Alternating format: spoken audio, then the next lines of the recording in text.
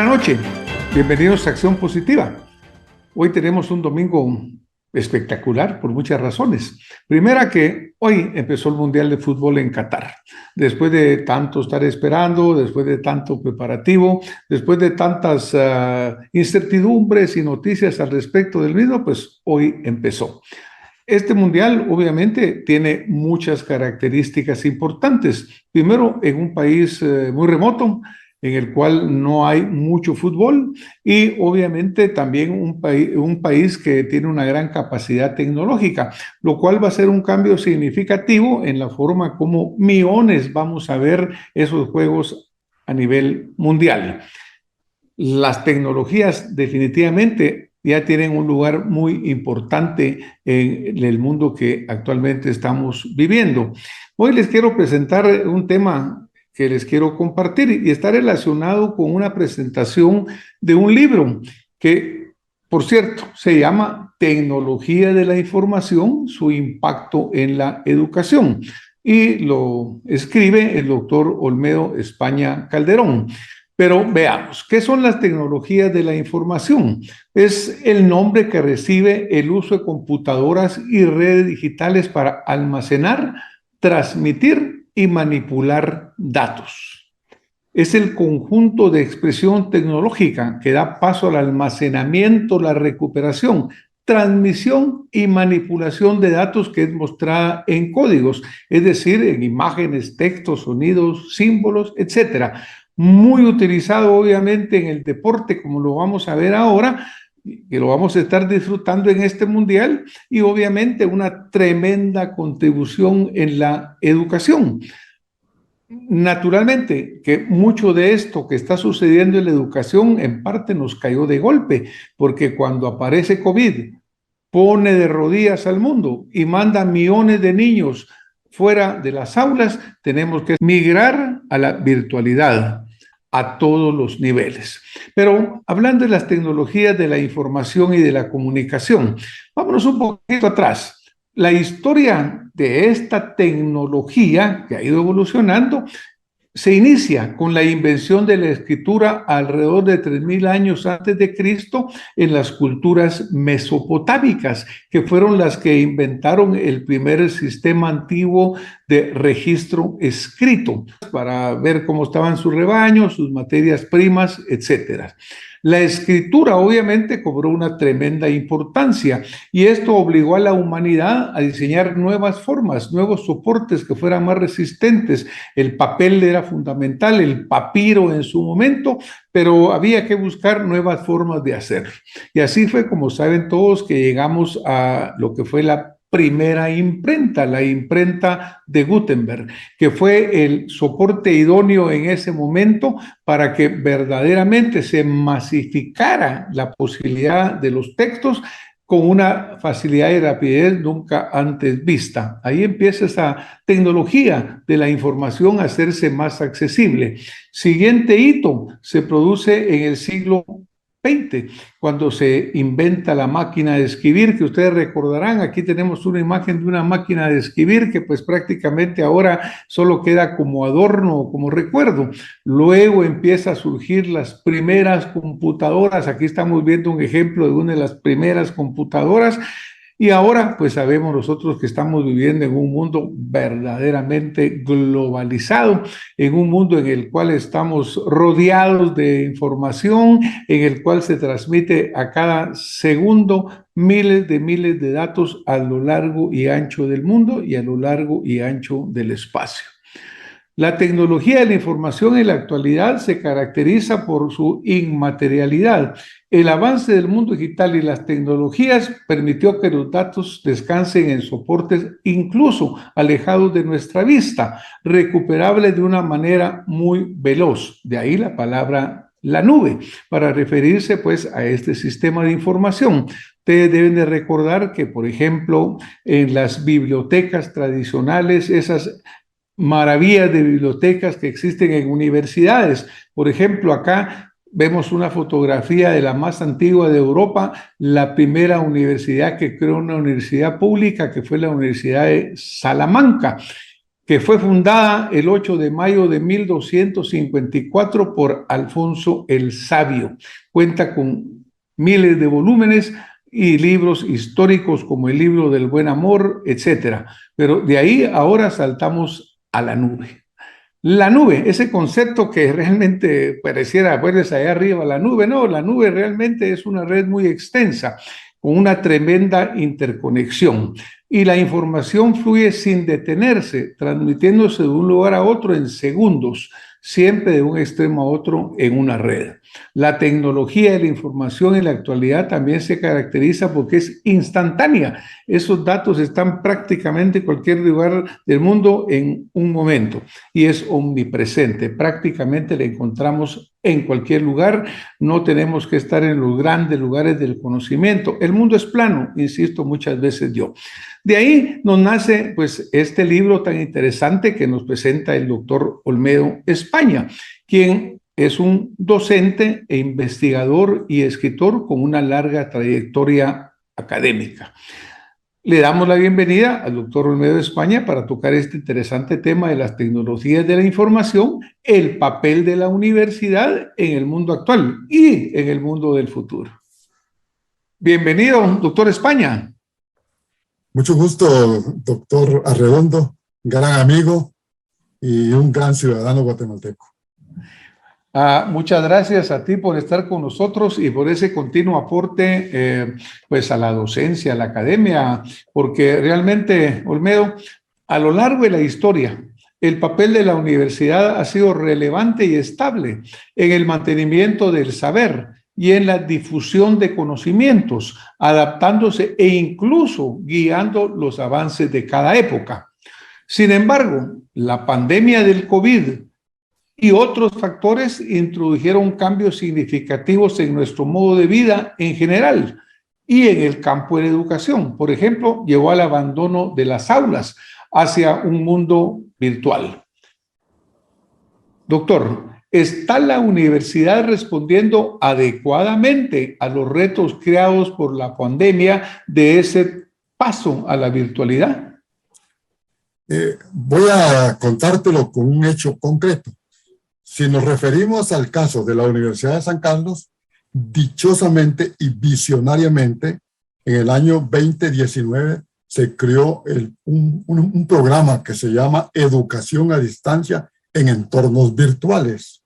Ahí se abordó metodológicamente, técnicamente, lo que debería hacerse sin saber, porque nadie sabía en el 2019 que nos iba a cubrir ese gran problema de salud como fuera el COVID-19.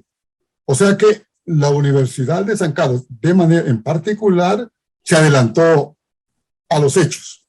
Sin ese instrumento metodológico, conceptual y pedagógico, más que técnico, sino que metodológico y pedagógico, yo creo que la universidad hubiera pasado mayores dificultades. Obviamente las está pasando, porque no es solamente el caso de la Universidad de San Carlos. José Joaquín Brunner, uno de los grandes teóricos latinoamericanos, chileno por cierto, advertía que las universidades en América Latina en efecto están muy a la saga de lo que son las tecnologías de la información y la comunicación. Eso referido a la educación superior, Francisco. Pero si vos trasladas a todo el sistema educativo preuniversitario, andamos peor en América Latina. UNESCO tiene un libro que se llama Replantear la Educación, donde ya ellos plantean también en el 2019 todos los retos que se tienen en el campo educativo y particularmente en el campo de la educación superior. De tal manera que son cosas que se han venido abordando. Hay autores importantes como Chomsky, como Manuel Castells, ¿ah?, que han señalado cuando publicaron libros sobre la sociedad red, etc. Peter Drucker, otro gran teórico también de la economía, que también venía abordando estos temas. De tal suerte que teóricamente el mundo se venía preparando para a lo que yo le llamo una revolución silenciosa.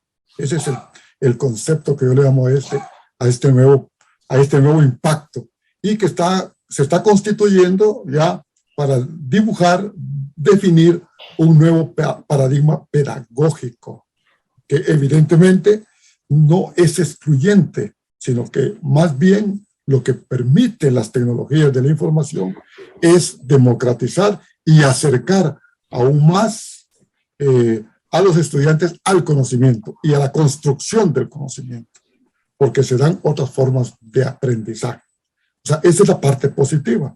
Evidentemente que, como vos habrás leído en el libro, que se va a presentar el martes y que tú has hecho la presentación por escrito del libro y que has hecho la lectura, el concepto de globalización y el concepto de tecnologías de la información van de la mano, se estrechan.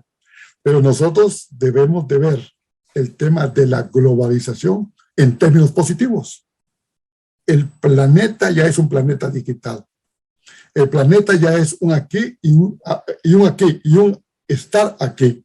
Como bien lo dijiste en el tema del campeonato que viene de fútbol, todo el mundo va a disfrutar de los grandes partidos y eso gracias a las tecnologías de la información y de la comunicación.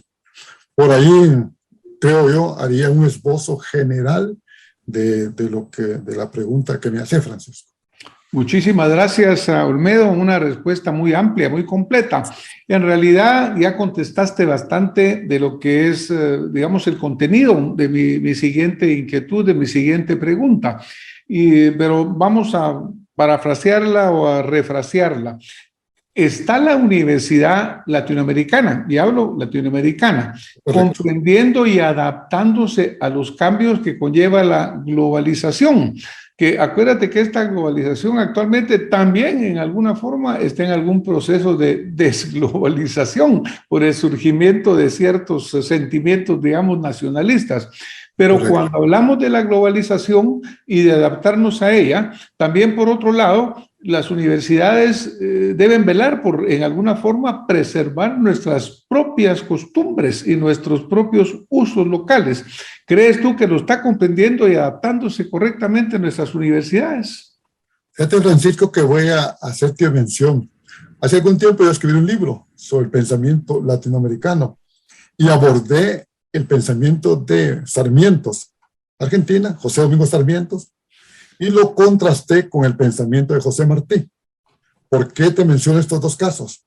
Porque Martí hace énfasis en la identidad cultural. Dicen, nuestra Grecia es más importante que la Grecia.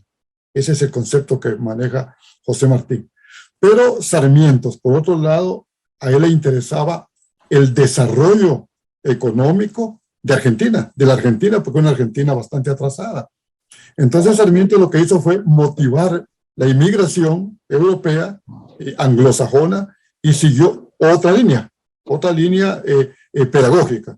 Y obviamente ahí están los dos contrastes desde el siglo XIX, los dos contrastes de la identidad cultural y el tema de la modernización. Hoy día, evidentemente, no podemos nosotros desaparecer las identidades culturales. Dice UNESCO, en la diversidad cultural está la riqueza de la humanidad.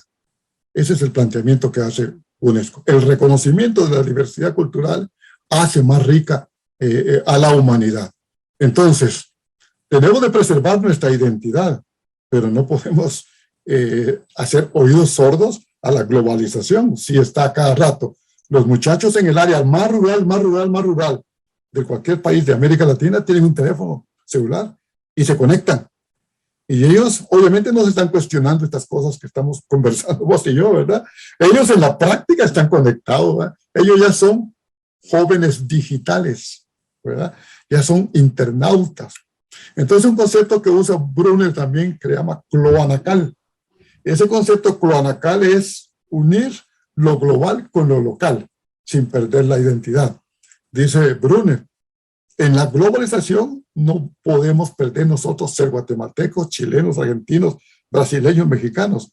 Somos guatemaltecos, somos nicaragüenses, somos cubanos, somos colombianos. Es lo que nos da esa es nuestra identidad, nuestras raíces culturales. Pero por otro lado estamos en el mundo en el mundo global, estamos interconectados económica, política y fundamentalmente tecnológicamente.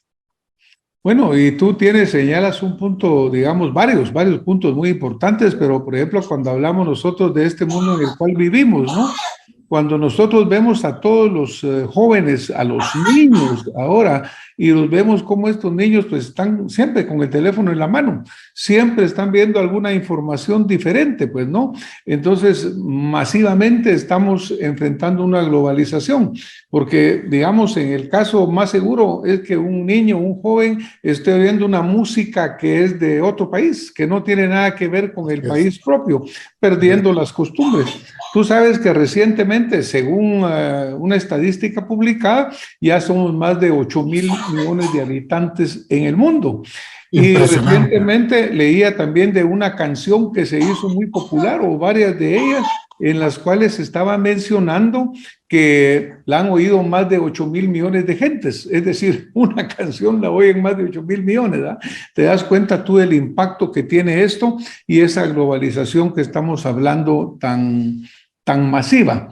Ahora, por ejemplo, cuando tú hablabas de Sarmiento, cuando tú hablabas de José Martí, cuando tú hablabas de las diferentes visualizaciones, mencionaste a Peter Drucker también, pues ahora, por ejemplo, Olmedo, digamos, ¿para qué se enseña? ¿Para qué realmente es de que estamos nosotros formando gente? Y ahí me surge el tema de lo que es la sociedad del conocimiento y la que es la sociedad del aprendizaje.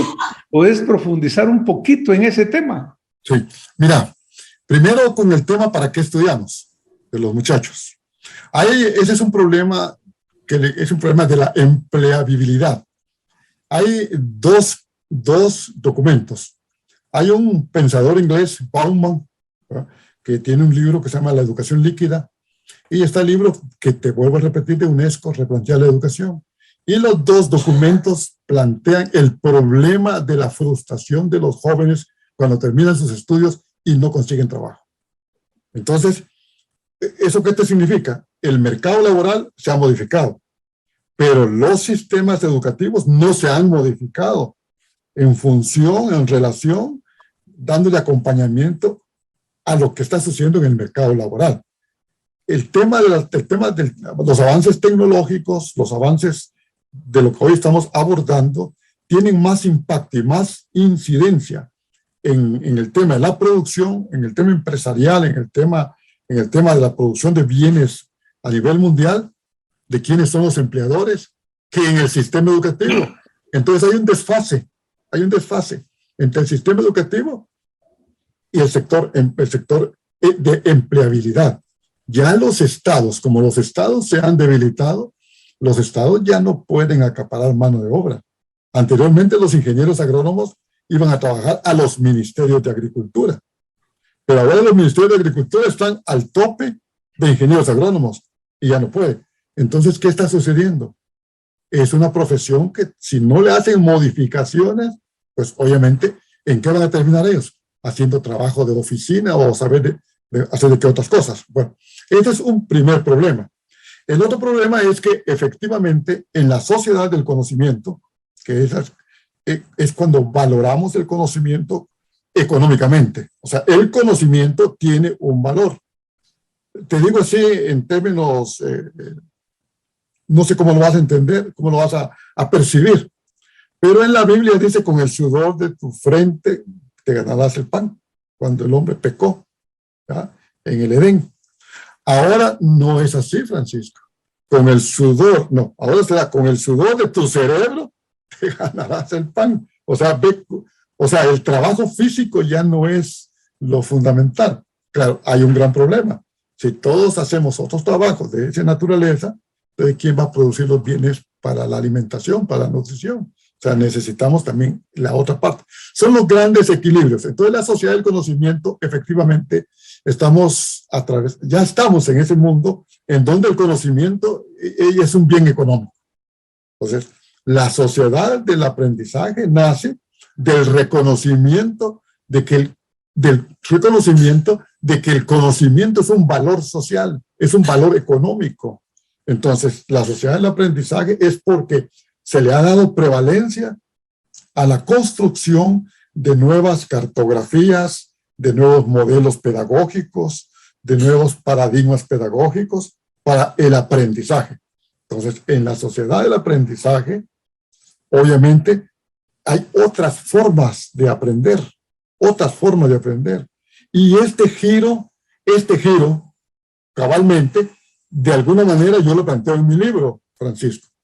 Porque mi libro, te indico, es una propuesta educativa que va en ese sentido, como el sistema educativo en términos generales, en donde está la educación preuniversitaria y universitaria, como todo el sistema educativo debe enfocarse, abordar estos temas, pero realmente con propiedad, con una investigación seria, y porque si no lo hacemos, realmente, como dice Carlos Fuentes, nos vamos a caer en el último vagón del tren.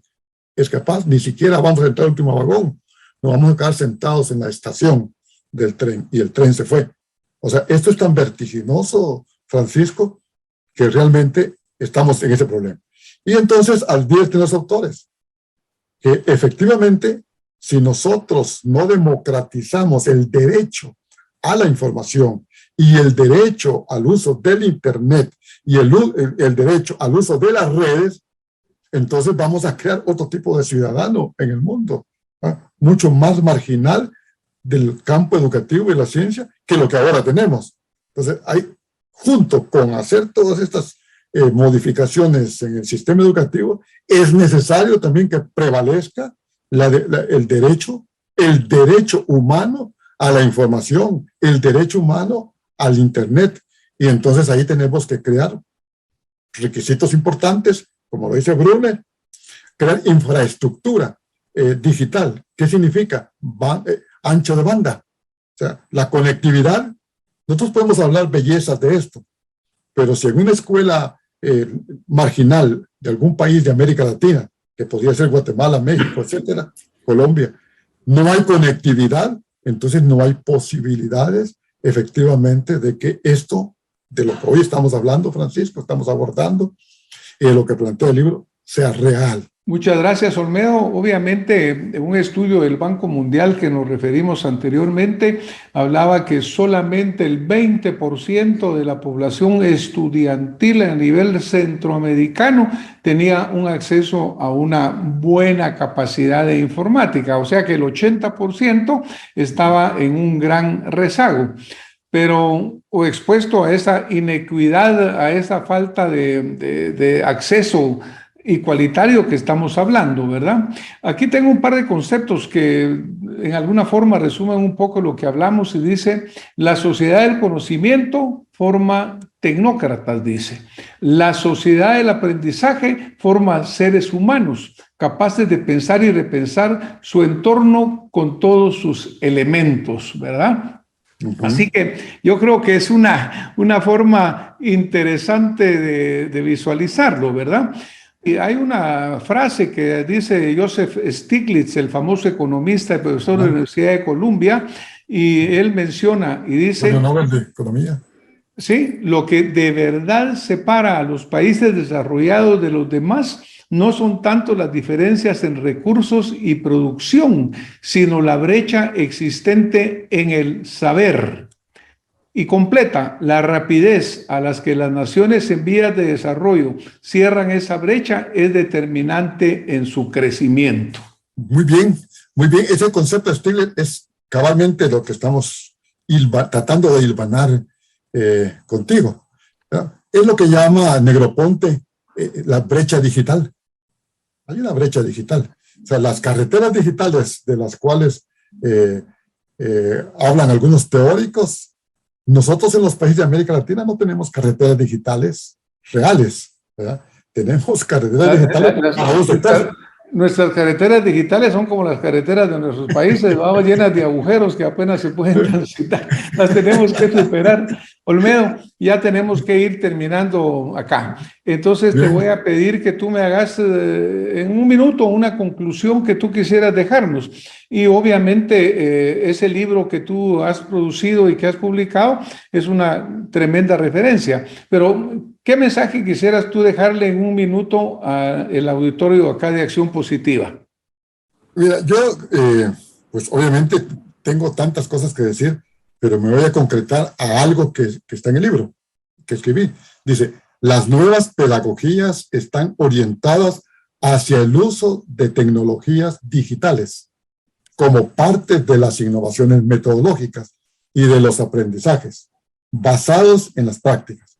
Por ello, la UNESCO propuso un plan de acción para la transformación de la educación superior en América Latina y el Caribe. Definió la forma en cómo las tecnologías de la información y la comunicación podrían contribuir en la transición de un nuevo modelo educativo.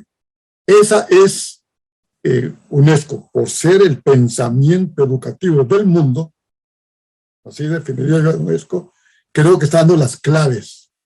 No está diciendo las claves precisas y particulares, está dando la gran orientación.